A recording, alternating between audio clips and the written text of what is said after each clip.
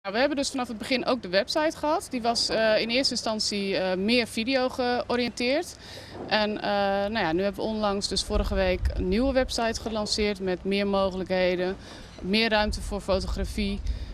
Onder andere functionaliteiten als een aanmelden voor een nieuwsbrief, waar we dan weer een adressenbestand mee gaan opbouwen en mensen gaan informeren.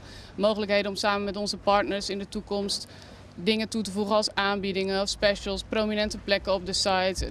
Deze site biedt mogelijkheden voor de eerste tijd om vooruit te kunnen en dingen toe te voegen. Dus daar zijn we heel blij mee. Ja. Want het is best wel hard gegroeid. Hadden jullie dat voorzien? Nee, dat het zo hard zou gaan hadden wij niet voorzien.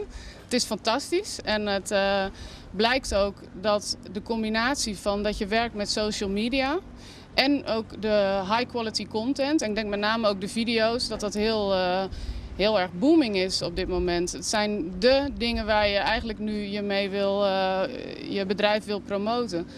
Print is denk ik een hele goede aanvulling. Er zijn allerlei dingen die je kunt doen als bedrijf.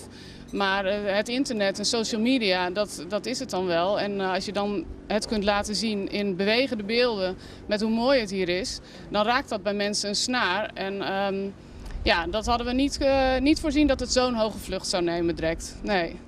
We hebben heel veel plannen. Het platform WeShare Bonaire biedt echt ontzettend veel mogelijkheden. Ten eerste komen de komende weken, maanden echt weer tientallen films bij. Dus we zijn ook heel druk met produceren. Daarnaast hebben we een plan om een vervolg te maken op onze eerste Bonaire film, die we in eigen productie hebben gemaakt. Die heette Lomi Bolbe.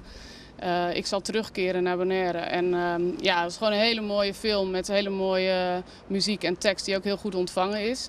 En we hebben nu een nieuw concept zijn we aan het uitdenken om ook de locatiemarketing van Bonaire weer op een hoger plan te brengen. Met een hele mooie film die weer door heel veel mensen geliked en gedeeld zal worden. En dus heel grote bijdrage weer kan leveren aan het beeld van Bonaire. En daar proberen we dan partners voor te vinden om te kijken hoe we de financiering voor rond kunnen krijgen. Wat de ideeën ervoor zijn. Dus dat is echt een projectmatige aanpak waar we mee bezig gaan. We worden veel gevraagd voor samenwerkingen. Wat we ook heel goed vinden, want dat is ook een van onze doelstellingen, om met elkaar op Bonaire, Bonaire te promoten. Dus niet in je eentje allemaal ieder voor zich, maar het ook echt samen te doen.